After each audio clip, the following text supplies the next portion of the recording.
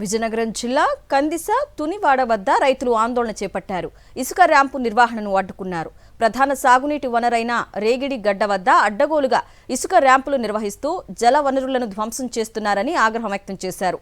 తమ పొట్ట కొడుతున్నారని వాపోయారు.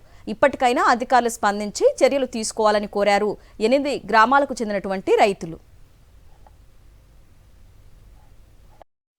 ఈ ఛానల్ వల్ల ఒక 7-8 గ్రామాలు వాటర్ వెళ్తుంది.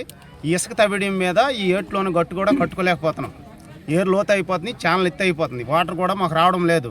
మేమంతా చెరుకు వ్యవసాయము, షుగర్ ఫ్యాక్టరీ సంఖ్యల దగ్గర షుగర్ ఫ్యాక్టరీ ఉంది.